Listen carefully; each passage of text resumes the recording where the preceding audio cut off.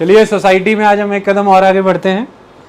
हम sociology and society का chapter cover कर रहे हैं। यहाँ पे नाम लिखा है, पुस्तक एनसीईआरटी है और नाम जो है किताब का वो इंट्रोड्यूसिंग सोसाइटी है, यानी कि क्लास 11th एनसीईआरटी की 2 सोशोलॉजी या सोसाइटी की किताबों में से पहली वाली किताब। इसका पिछले लेक्चर में हमने आपको इंट्रोडक्शन बहुत खूबसूरती से समझाया कि सोसाइटी के पर्सपेक्टिव से जब आप बात करते हैं बीइंग सोशोलॉजिस्ट, तो आप सिचुएशन को कैसे देखते हैं कि एक इंडिविजुअल के खुद के एफर्ट्स भी आउटकम को डिटरमिन नहीं करते। बहुत सारे अदर फैक्टर्स हैं, जिसमें कि फैक्टर ये है कि जॉब मार्केट क्या कहती है, यानी कि उस कंट्री की इकोनॉमिक और पॉलिटिकल पॉलिसीज़ क्या हैं। दूसरी तरफ फैक्टर ये भी है कि जेंडर क्या कहता है आपका, उस जेंडर के बेसिस पर ही आपको सब्जेक्ट चॉइसेस लेनी है, क्योंकि जॉब फिर उन्हीं जेंडर स्पेसिफिक कैटेगरी में डिवाइडेड हैं। ये भी देखा कि आपकी सोशल बैकग्राउंड, इकोनॉमिक बैकग्राउंड क्या है, तो आप पर ऑब्लिगेशन ये भी है कि आप किन सब्जेक्ट्स के वाया स्टडी में परस्यू करें। तो इस तरह के अलग अलग social, economical, background conditions, your gender eligibilities, the economic and political policies of the country and your individual effort, सभी चीज़ें मिल करके एक आउटकम डिटरमिन करते हैं, अकेले इंडिविजुअल एफर्ट नहीं। हम अलग अलग तरह से सोशल इंस्टीट्यूशंस को समझ रहे हैं। Social institution as an your family, social institution as an your group, your individual character, social institution as an your school, your college, your universities. इन सब चीज़ों में एक इंटरकनेक्टिविटी है। उन सब की इंटरकनेक्टेडनेस ही है जो आपकी लाइफ के आउटकम्स को डिटरमिन कर रही है। हर इंडिविजुअल की एक बायोग्राफी, हर सोसाइटी की एक हिस्ट्री बन रही है, और हर सोसाइटी एक हिस्ट्री के तौर पर इंडिविजुअल की बायोग्राफीज़ को इम्पैक्ट कर रहे हैं। इंडिविजुअल इन सोशल इंस्टीट्यूशंस के द्वारा कंस्ट्रेंड भी हो रहे हैं, और इंडिविजुअल इन सोशल इंस्टीट्यूशंस पे अपना इम्पैक्ट भी डाल रहे हैं। इसी चीज़ के ताने बाने को हमने समझा। इसे हमने सोशल इमेजिनेशंस के तौर पर अंडरस्टैंड किया था पिछले टॉपिक में। हम आगे बढ़ रहे हैं। हमारा नेक्स्ट टॉपिक की हेडिंग सेम चैप्टर में है, क्योंकि चैप्टर पहला है सब्जेक्ट ब्रांच का। बहुत डीप अंडरस्टैंडिंग चाहिए होगी, छोटी छोटी बातें उभर करके आती हैं। एक्सरसाइज की एक्टिविटी में क्वेश्चंस सीधे सीधे प्रीवियस ईयर मेंस के क्वेश्चंस बने हुए हैं, वो बहुत ही डीप क्रिटिकल एनालिसिस से समझाएंगे। ह्यूमैनिटीज़ सब्जेक्ट की मर्यादा ही रहती है कि बात समझ आ जाती है, उसे प्रस्तुत करने के लिए सही शब्द, सही वाक्य और सही परिस्थितियाँ आपको बतानी पड़ती हैं। वो साइंस की तरह सीधे सीधे शब्दों से बात बनेगी नहीं, उसके लिए deep understanding is important. The next topic is in the same chapter, the next heading you can say pluralities and inequalities among societies। यहाँ पर यह समझाने की कोशिश की गई है, जब आपके अंदर एक विजन डेवलप होता है बीइंग सोशोलॉजिस्ट, तो आप सोसाइटी को किस तरह से देखते हैं। हो सकता है कई बारी आप डिफरेंट एक्सप्रेशंस को प्लूरैलिटी का नाम दे दें, लेकिन हो सकता है वो एक इनइक्वालिटी हो, प्लूरैलिटी ना हो। प्लूरैलिटी को हमें प्लूरैलिटी की फॉर्म में और उसकी भीतर समाई इनइक्वालिटीज़ को अंडरस्टैंड करना है, तो हमें वो नॉलेज ऑफ सोसाइटी ज़रूरी है जो सोशोलॉजिस्ट आपको देते हैं वाया सोशोलॉजी। वो कैसे हैं? देखिए, जब आप किसी विदेशी के बीच में हैं तो वो आपको इंडियन सोसाइटी की तरह देखता है। जब आप विदेश में हैं, आपके लिए एक ही बात आती है, किस सोसाइटी से हैं आप, तो आप भी बहुत फ्रीक्वेंटली कह देते हैं इंडियन, और वो भी आपको कह देता है कि फ्रॉम इंडियन सोसाइटी, कह देते हैं बिल्कुल सही। इंडियन कल्चर, बिल्कुल सही। आपने कुछ भी किया, आपने तालियां बजाई या आपने वहाँ पे डांस कर दिया, तो इंडियन कल्चर। हाँ, आपने मसाले यूज़ किए, इंडियन कल्चर।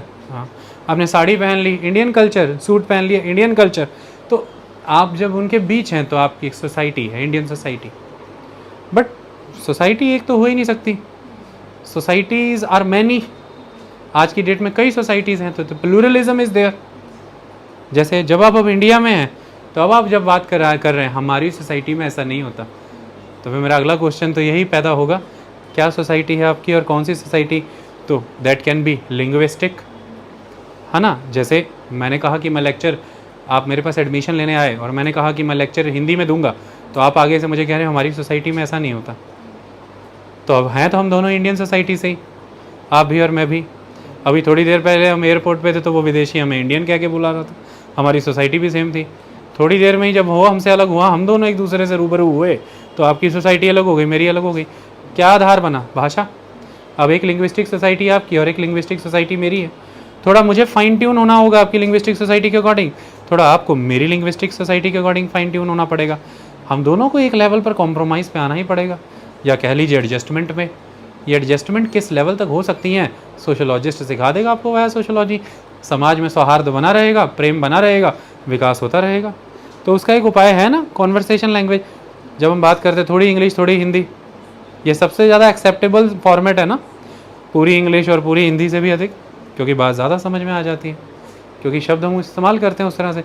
इंग्लिश शब्द अमूमन ही इस्तेमाल होता है, हम अंग्रेजी कहाँ ही कहते हैं, नॉर्मली हम इंग्लिश वर्ड यूज़ कर लेते हैं, नॉर्मली हम कह देते हैं वाइट बोर्ड, हिंदी शब्द कहाँ इस्तेमाल करते हैं उसके लिए।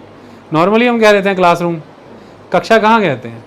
लेकिन हम बात भी तो इसी तरह से कह रहे हैं कि मुझे क्लासरूम में जाना है, तो नॉर्मली हम ये भी तो कह देते हैं मैं जाना है, हम कहाँ कहते हैं I am going to the classroom, ऐसा तो नहीं कहते ना। तो ये एक बीच का रास्ता प्राप्त हुआ, लेकिन पहले आइडेंटिफाई करना पड़ेगा ना कि उसकी एक सोसाइटी है और मेरी भी एक सोसाइटी है। दूसरी तरफ अब वो आए हैं और मैं ये कह रहा हूँ कि मुझे आपको तैयारी करानी है, तो वो ये कह रहे हैं कि भाई ये इस तरह से इस क्लासमेट्स के साथ बैठ के अभी से तैयारी नहीं कर सकता, हमारी सोसाइटी में पॉसिबल नहीं। तो फिर मैं सोचूंगा कि अब ये क्या हो गया, तो फिर वो कहेंगे कि भाई हमारी सोसाइटी समवेयर ट्राइबल, थोड़ा रिस्ट्रिक्टिव सिस्टम रहा है समय से, इसको थोड़ा सा पहले ओपन करना पड़ेगा, आपको इसे कस्टमाइज्ड पर्सनलाइज्ड मैनर में पढ़ाना पड़ेगा, चीज़ों से अवगत कराना पड़ेगा, फिर ये कंफर्टेबल होके आपकी इस मेन स्ट्रीम सोसाइटी का पार्ट बनेगा। तो भी एक और सोसाइटी आ गई, ट्राइबल सोसाइटी। फिर ये ट्राइबल सोसाइटी के आगे निकल गए, अब बात हो रही है इंडियन ही सोसाइटी है भाई, सेम ही पंजाबी है, इंडियन सोसाइटी, दोनों की लैंग्वेज, दोनों की सेम लिंग्विस्टिक ग्रुप बिल्कुल सेम है, लेकिन उसमें बात ये हो रही है कि भाई हम जो है वो मुस्लिम हैं और तुम जो है वो हिंदू हो। तो अब ये रिलीजियस सोसाइटी हो गई, उनका इस्लाम हो गया, आपका हिंदुइज़्म हो गया, इसमें भी अंतर है। एजुकेशन सिस्टम का अंतर पड़ गया पूरा का पूरा। हो सकता है वहाँ मदरसों के में एजुकेशन प्रोवाइड की जा रही हो और आप शुरू से ही प्राइमरी एजुकेशनल इंस्टीट्यूशंस में जा रहे हो, डिफरेंस हो गया। दूसरी तरफ यहाँ पर भी एक अंतर आ रहा है, मुस्लिम ही हैं, दोनों ही मुस्लिम हैं, पंजाबी हैं दोनों, इंडियन हैं दोनों, लेकिन फ़र्क है, एक अफ़गान है दूसरा तुर्क है, एथनिसिटी का अंतर है। वो कह रहा है भाई हम अफ़गानों में नहीं होता ये भाई, जैसा तुम्हारा कल्चर है ना हमारी सोसाइटी में नहीं होता, हमारे में equality first among the equal concept है भाई, सारे नीचे दरी पे बैठते इकट्ठे, और तुम्हारे में ये जो हियरार्की है ना, ये मंगोल्स तुर्क मंगोल सिस्टम, ये हमारा नहीं चलता। एथनिसिटी का डिफरेंस। तो सोसाइटी कितनी है, लिंग्विस्टिक है, एथनिक है, रिलीजियस है, कई सोसाइटीज़ हैं, सारी लिखी मैंने ट्राइबल है। तो किस सोसाइटी की बात कर रहे हो आप इनमें से? कास्ट बेस्ड सोसाइटीज़ देखिए, ये तो रोज़ देख रहे हैं, ब्राह्मण क्षत्रिय वैश्य शूद्र, ब्राह्मणों में आगे डिविजन्स देखिए कितनी हैं, क्षत्रियों में कितनी हैं, जाति बहुत है, तो उसके बेसिस पे भी है। ये तो आप अमूमन ही लाइन सुनते हैं, हमारी सोसाइटी में बेटा ऐसा नहीं चलता, शादी के समय में कम्युनिटी, तो उसमें भी देखिए हिंदुओं में भी कई लिबरल कास्ट हैं, कई अभी भी कंजर्वेटिव हैं, तो उसमें आप कह रहे हैं कि नहीं ये नहीं चलता। तो when you are talking about the society there is high level plurality, ये प्लूरैलिटी है बहुत ज़बरदस्त, इसे स्टडी करना ज़रूरी होता है। तो सोसाइटी जिसका कि एक इंडिविजुअल पर इम्पैक्ट है, वो सोसाइटी भी एक नहीं है, प्लूरल सोसाइटी है, प्लूरलिज्म ज़बरदस्त है। और फिर वो इंडिविजुअल भी जब उस सोसाइटी पे इम्पैक्ट कर रहा है, तो वो एक सोसाइटी से डील नहीं कर रहा, प्लूरल सोसाइटी से, क्योंकि अब इनसे अलग अगर डिवीज़न पे आ जाएं तो फिर सोसाइटी इस मैनर में भी है कि आपके नेबरहुड, आपकी खुद की कम्युनिटी, या फिर लार्जर सोसाइटी, या आपका प्रोफेशनल ग्रुप, या फिर नेशन। मैंने ये भी पढ़ाया था, all the time you are dealing with the diverse societies. That's why in a country जहाँ पर डाइवर्सिटी इतनी है, challenges for the government are many. इसलिए चैलेंजेस कितने ज़बरदस्त हैं, कितना कॉन्स्टिट्यूशन हमारा हैवी और बल्कि और भारी बना। American constitution 7 articles only, Indian constitution somewhere around 450 articles, too many schedules, then amendments, then commentaries और पता नहीं क्या क्या। और ये आर्टिकल्स हैं, जुडिशियल जज जो वर्डिक्ट्स हैं, जजमेंट्स हैं, वो भी तो कानून ही अपने आप। और छोड़ दो इन आर्टिकल्स को, जो सिंपली देश लॉ के बेस पे भी चल रहा है, लेजिस्लेशंस, वो कॉन्स्टिट्यूशन के अंदर भी नहीं है। उसके बाद कोड देख लीजिए, criminal procedure code, civil procedure code, Indian penal code, तो एक देश के लिए व्यवस्था कितनी है। फिर एग्जीक्यूटिव गाइडलाइंस, रूल्स रेगुलेशंस कितने हैं बाय दैट डाइवर्सिटी। इतनी डाइवर्सिटी तो उतना ही बड़ा अरेंजमेंट, उतना ही बड़ा अपरेटस। तो इसलिए एवरीडे चैलेंजेस आर देयर। एक सिंगल लाइन बोल दी जाती है जब गृह मंत्री के द्वारा कि हिंदी को as a lingua franca develop करेंगे, wide spread protest are there. फिर नेशनल एजुकेशन पॉलिसी में जब बात की जा रही है कि triple language formula, mother tongue को प्रमोट, उसमें भी wide spread protest are there. ये क्यों हो रहा है?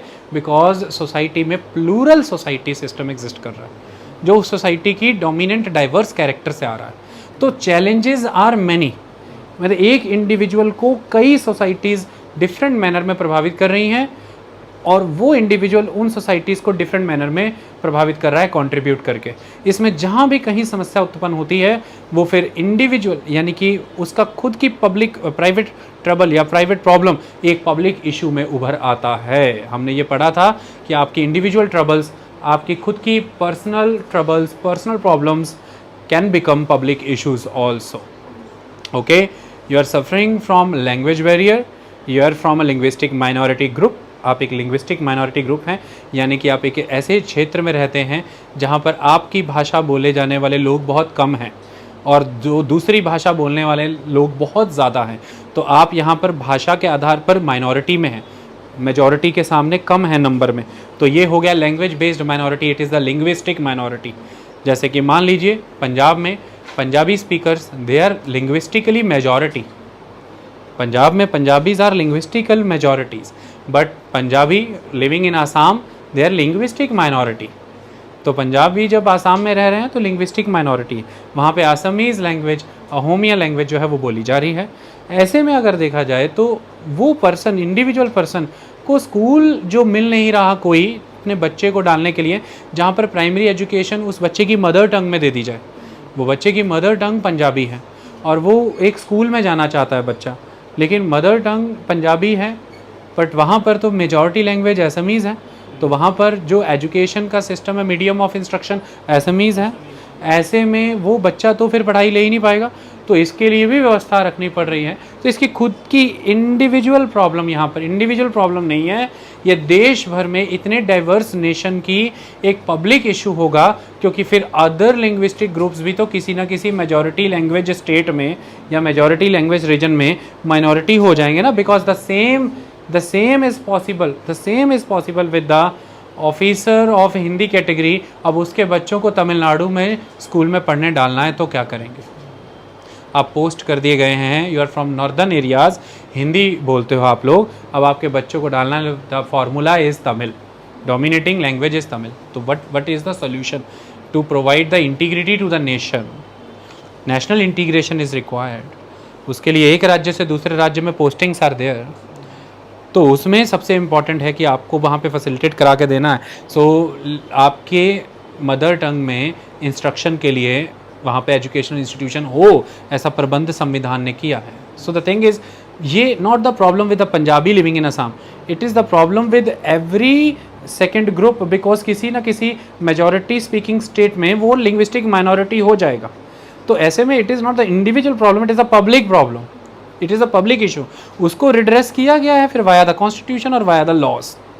तो द थिंग इज, जब you are living in a pluralistic society, you are impacting the society in many way and you are being impacted by the society in many ways. इसके लिए we have to find out so many solutions. कब होगा? जब पढ़ेंगे उसको इतना, जब हम उस ब्रांच को अंडरस्टैंड करते हैं, उन समस्याओं को, तभी वो सॉल्यूशंस आते हैं। तो ये चीज़ यहाँ पर समझाई गई है कि कई तरह की बातें। अब जब इंडिया में या विदेश में किसी सोसाइटी के बारे में एक सोशोलॉजिस्ट विचार कर रहा है तो वो डायलेमा में है, क्योंकि सोसाइटी प्लूरलिस्ट है। तो वो जब लिखने जा रहा है तो वो किसके विषय में लिखने जा रहा है उसे समझना पड़ेगा। जैसे यहाँ पर सत्यजीत रे की एक कहानी यहाँ पर लिखी है कि वो जब कह रहे हैं वो ये बता रहे हैं कि only sociologist are not feeling troublesome, जब वो सोसाइटी के बारे में बात करने जाते हैं कि इतनी प्लूरल है कि क्या उठाएं क्या छोड़ें। ये मैं फिल्म मेकर परेशान है कि अब मैं कहानी लिखने जा रहा हूँ, पर्दे पे कुछ डालने जा रहा हूँ, दिखाने जा रहा हूँ, सब्जेक्ट क्या चुनूँ? शहर चुनूँ कि गाँव चुनूँ? जो गांव चुनूँ तो गांव में क्या चुनूँ? वो जो गाय मैदान पे चरती जा रही है, वो जो एक पर्सन खेतों में बांसुरी बजाते जा रहा है, क्या गांव का यही पिक्चर है कि सब कंफर्टेबल हैं, हरियाली है, सब ठीक है? ये लिखूं तो ये दिखाऊं समाज को, तो समाज यही मान के चलेगा कि असल में भारत का समाज ऐसा ही है? या फिर शहरों में वो दौड़ती हुई गाड़ियाँ लिखूँ, छोड़ते हुए धुएँ लिखूँ, कंजस्टेड सड़कें, किसी को किसी से कोई लेना देना नहीं, और फैक्ट्री से निकलते धुएं लिखूं, स्लम्स लिखूं, तो फिर देश ये देखेगा कि देश में सिर्फ यही है, इसके अलावा कुछ नहीं। तो क्या दिखाऊं? गांव दिखाऊं, शहर दिखाऊं? गांव दिखाऊं तो क्या दिखाऊं? गाय दिखाऊं और वो बांसुरी दिखाऊं, या ये दिखाऊं कि उस हंसते खेलते गांव में एक दलित भी है जिसे चाय पीने के लिए अपना गिलास आगे मुंह करके बैठ के गिलास पीछे रखना पड़ता है, जिसे देख के पता लग जाता है कि ये चाय का कप किसी दलित ने रखा है, उसे चाय पीनी है, पीछे से ही उसके कप पे कोई चाय डाल के चला जाएगा और वो बिना पीछे देखे उठा के पी लेगा। ये दिखाऊं? ये नहीं दिखाऊं तो फिर वो गाँव क्या दिखाया मैंने? जब वो गाँव दिखा दिया हंसता खेलता, तो ये नहीं दिखाया। जिस कुएं से उसको पानी भी नहीं मिला, तो क्या दिखाऊं? तो वो ये कह रहा है कि yes, society is plural, it is one of the problem, but pluralism is not the basis कि society is equal also. Pluralism को कभी भी मिस जज नहीं करना कि ये प्लूरलिज्म है, ये डाइवर्सिटी है। Pluralism is a different thing, inequalities yet they are different thing. Pluralism क्या है? किताब में एक पिक्चर है, आपको दिखाई जाएगी। क्या है प्लूरलिज्म? एक तरफ एक लेबोरेटरी में बहुत ही अच्छी वर्किंग कंडीशन में scientist are working, that is a one field of work. Secondly, agricultural fields में farmers are working day and night in a deplorable condition, no air conditioning, no luxury, nothing, no facilities. दोनों ही की outcome, दोनों की ही income and yield, दोनों का living standard में जमीन आसमान का फर्क है। Yes, you can say it pluralism, that we are having scientific community, we are having agricultural class also, good, but why you are not recognising the inequalities? Pluralism is good, inequalities are also there. So how can you celebrate the pluralism? We need scientific community, we need agricultural class also. हम उन्हें scientist नहीं बना सकते क्योंकि फिर agriculture भी चाहिए। उनकी इनकम को इन्हांस करना है, उनके लिविंग स्टैंडर्ड को बेटर करना है, ताकि एग्रीकल्चर को वो बाय चॉइस करें, एग्रीकल्चर से वो अपनी एस्पिरेशंस को फुलफिल करें। जब ये होगा, then both two different aspects, you can call them plural, you can call them plural. All the time governments are working hard to double the income of farmer, to provide them required remunerations, required outcomes. All the government working hard to double the output of the agricultural farms, provide them all the mechanizations, machines, storage spaces, so that they can do their work properly. They can harness the benefit of their work like other skilled communities, the scientific community, educational sector, or the different other sectors. Then we can call it the plural sector. Second, you can observe pluralism. What is the pluralism? The workers working in organized sector in a well established factory, that is one type of worker. Second, the worker working in a construction sector in a turmoil condition with all the safety hazards, or in the complete insecure and unsafe atmosphere, women working with a half level of payment. Two workers even not equal. There is a pluralism. It is not pluralism, it is inequality. And we cannot call it, yeah, it is a plural society. You can observe farmers are there, scientists are there, doctors are there, engineers are there. Yeah, we need engineers, good. We need doctors, good. We need scientists, good. We need to acknowledge we need farmers also. So we need to increase the income of farmer so that they can pursue their profession. They can pursue their profession. They can continue their profession. They can cherish their profession. They can fulfill their aspirations because they will get the due remuneration, due income from their professions, like the doctors, engineers, and scientists are getting from their profession. Then we can cherish that society as a plural society. Some scale of equality we need. Equality in context of outcome. In what do you expect when you are going to the field? What are the expectations? You want to enjoy your life by having good harvest, secure income, and ultimately nature ने, calamity ने havoc कर दिया. No insurance system, no security of income. You are suffering. But engineers, doctors, they are getting fixed remunerations, getting assured income. Outcomes are desirable and good. The outcomes are undesirable in agriculture. the vagaries of nature, and agriculture in this country is a vagaries of nature. Why so? Because the inequalities are there. It is not the pluralism. Sociologist, scientist can understand that, and they can provide solutions to that. Ki the farming is good, it is one aspect of pluralism. Engineering class is good, the second aspect of pluralism.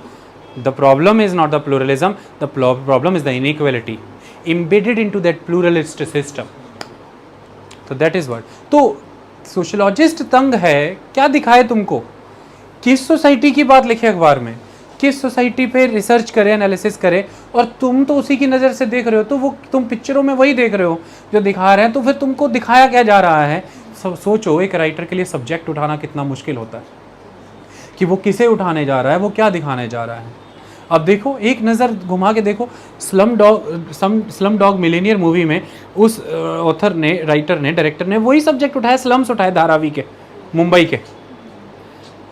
और एक normal viewer में ये perception बन सकता है कि बस slum ही slum है इंडिया में, और उसमें से उठ करके एक आदमी मिलेनियर बन गया। मतलब एक ऑल इन ऑल इमेजिनेशन का वर्ल्ड, ऐसी भी लाइफ होती है, ऐसा भी। लेकिन look at the pathetic situation, but the whole Mumbai is not like that, the whole Maharashtra is not like that, and whole India is not like that. So many pluralistic segments are there, कई pluralism है। Yes, the correct thing is inequality is also there, जिसका एक नतीजा है कि slums are there, slums are there. Okay, but ऐसा उस movie में कोई सोल्यूशन नहीं दिया गया था कि उसने स्लम को कैसे ख़त्म किया। वो एक तुक्का लग गया, जुआ हो गया, मिलीनियर हो गया। इसलिए इंडिया की सत्यजीत रे की सब्जेक्ट्स देखें, मूवीज़ देखें, आपको बहुत कुछ समझ आएगा। दिलीप कुमार इतने मशहूर इसलिए हैं, बहुत रियल कंसेप्ट्स पे मूवीज़ बनाई उन्होंने एक लंबे समय में। बसें आ गई, उनकी एक मूवी है जिसमें इस बात की जद्दोजहद है कि बैलगाड़ियों को बसों से रिप्लेस करना चाहिए कि नहीं। देखना वो मूवी, बहुत जब एंड में रेस लगती है कि बस पहले पहुंचेगी रेलवे स्टेशन की, बैलगाड़ी पहुंचेगी, रास्ता बनाया जाता है पूरा। बहुत ज़बरदस्त मूवी है वो। ऐसे ऐसे सब्जेक्ट पे मूवीज़ बनी हैं, आई बात समझ में, इसलिए वो वहाँ तक पहुँचे भी। उन्होंने उस दौर की सच्चाइयों को उठाया, क्योंकि राइटर्स ने उठाया कि क्या दिखाना है समाज में कि जब बसेज आ रही हैं, everyone welcoming the speed, the shortest travel, the time, the distance. The same thing is we are having pluralist society also. बैलगाड़ियाँ भी हैं, रातों रात उनका क्या होगा, उनको भी तो उठाना है सब्जेक्ट मैटर के तौर पे। So that is important. Okay, likewise आप कटरा जाते हैं, 1 मिनट का खेल है। गवर्नमेंट कोई भी ट्रांसपोर्टेशन का मोड या पॉलिसी ला सकती है, लेकिन इतना बड़ा कटरा का इकोनॉमी का बेस है, वहाँ पे चलने वाला पौनी कल्चर, द खच्चर, वो आपके गवर्नमेंट कल को कोई भी ट्रांसपोर्ट मोड ले आएगी 1 मिनट में, वो सारे ख़त्म हो जाएंगे। बट जब हम इस नज़रिए से देखते हैं कि येस वी नीड कंफर्ट, तो हेलीकॉप्टर का सर्विस दे दिया, डोलियां हैं, आप जाइए उसमें। साइमल्टेनियसली प्लूरलिज्म है, एक सोसाइटी इन वर्कर्स की भी है, खच्चरों का भी एक सिस्टम है, इन यहाँ की लोकल इकोनॉमी को सर्व कर रहा है, इनको भी सस्टेन कराना है, इसको भी सस्टेन कराना है अपन को। आई बात समझ में, ये चीज़ है। तो कुल मिलाकर के प्लूरलिज्म और इनइक्वालिटी की बात यहाँ पर की गई है, जिसमें अलग अलग समाज दिखाए गए हैं। जैसे ये प्लूरलिज्म ही तो है। एक पिक्चर दिखाता हूँ, एक बच्चा सफरिंग फ्रॉम ओबेसिटी बिकॉज वो एवरीडे फास्ट फूड खा रहा है, लेकिन दूसरी तरफ एक बच्चा स्ट्रांगली मालनरिश्ड है क्योंकि उसे 2 स्क्वायर मील भी अवेलेबल नहीं हो पा रही। अब it is a pathetic state of affair when you will call it pluralism. कई कहते आपका माइंड वेव करने के लिए, या कई मूवीज़ के माध्यम से, या कई पॉपुलर लिटरेचर्स के माध्यम से ऐसा दिखाया जाता है, ऐसा एक समय में आपको स्थापित किया जाता था कि ऐसा तो होता ही है, प्लूरलिज्म तो होता ही है, कहीं कुछ संपन्न है, कहीं कुछ नहीं है। फिर इसमें it is inequality, it is not pluralism, it is inequality. वो मालनरिश्ड बाय चॉइस नहीं है, इसकी ओबेसिटी बाय चॉइस है। इसको अच्छा खाने को मिला, इसने वो खाया ही गलत चीज़ें, और अब ये डॉक्टर के पास जा रहा है। तो इसका ये होना और उसका वो होना, इट इज़ नॉट प्लूरलिज्म। या it is pluralism that you are Sindhi, I am Punjabi, and someone is Munda और someone is Adivasi. It is pluralism, it is not compulsive, it is pluralism. तुम तमिल बोलते हो, मैं पंजाबी बोलता हूँ, it is pluralism. There is no inequality. You are speaking your language, I am speaking my language. It is good. समझ आई? What is inequality? What is inequality? When there will be a new 13th और 14th schedule of language और तमिल को उसमें डाल दिया जाएगा first grade official language of nation, Punjabi को नहीं डाला जाएगा, then this will be the inequality. Till the time we both are happy because we both are in the 8th schedule. It is pluralism. We are enjoying. All the 22 languages are enjoying. They are in the same basket of pluralism. एक को भी उठा करके official language में डालेंगे अगर nation की, अभी तक तो 2 ही हैं, हिंदी इंग्लिश, एक भी उठा के उधर डाल देंगे तो देखना होना क्या देश में. क्योंकि प्लूरलिज्म से जैसे ही इनइक्वालिटी का रास्ता पकड़ते हो हाहाकार मच जाता है. तो पॉलिसी मेकर्स को सोशोलॉजिस्ट सोसाइटी का स्टडी करके बताते हैं कि प्लूरलिज्म के आगे वाली लक्ष्मण रेखा नहीं लांघना, वही इनइक्वालिटी हो जाएगा. अभी तक प्लूरलिज्म है, एंजॉय इट. ऐसा ही प्रॉब्लम है जब बहुत सी इनइक्वालिटीज को भी हम प्लूरलिज्म बता रहे हैं, जैसे कि कास्ट बेस्ड सिस्टम. जो अवर्ण हैं उन्होंने बाय चॉइस नहीं चुना उसको, they are not enjoying that pluralism.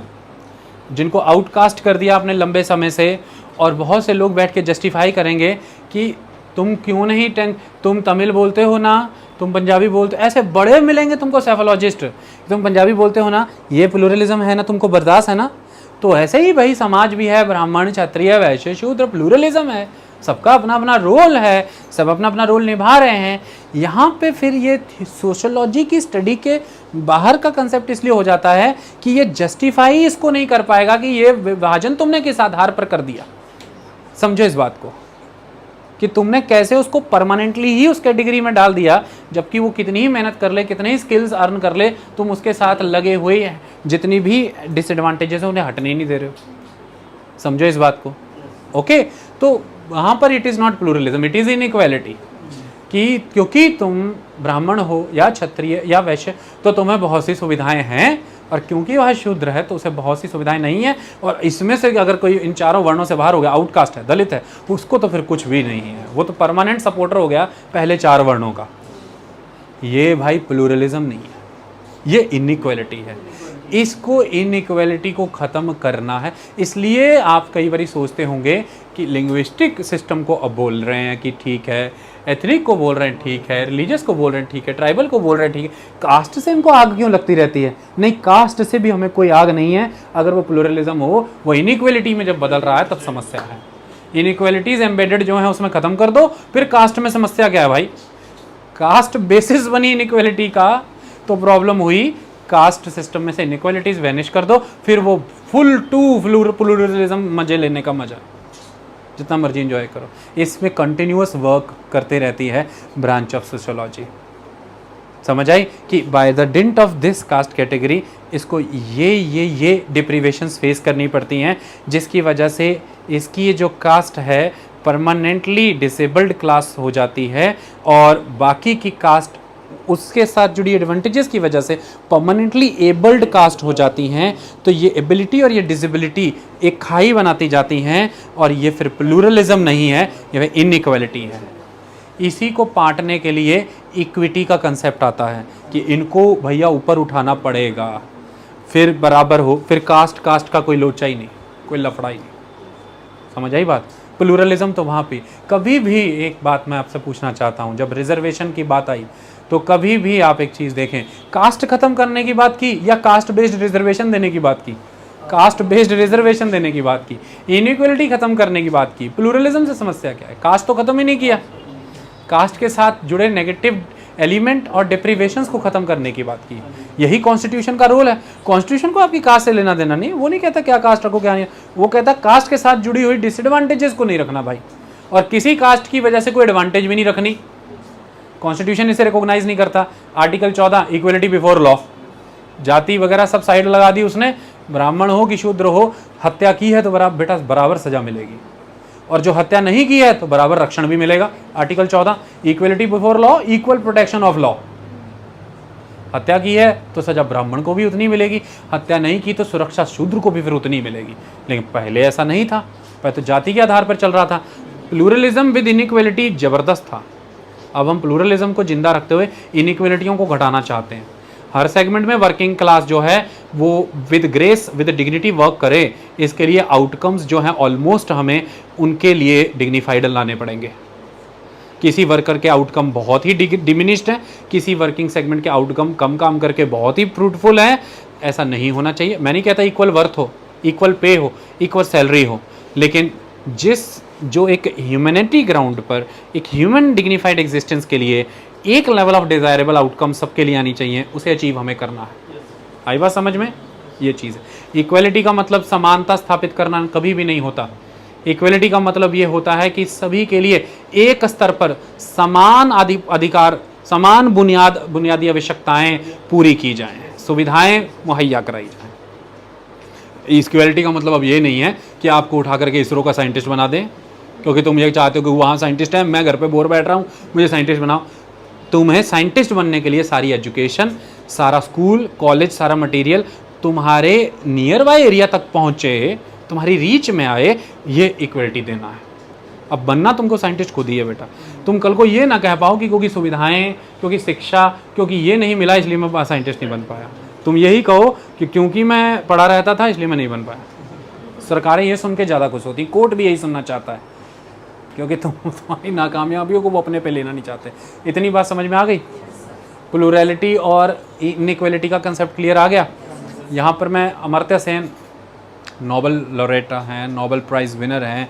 1997 1998 में उन्होंने चीज़ों को बदला, समस्याएं बदली, दिखाया दुनिया को कि कैसे काम चलता है। उनका एक पैराग्राफ पढ़ता हूँ, उससे आपको चीज़ें क्लियर हो जाएंगी।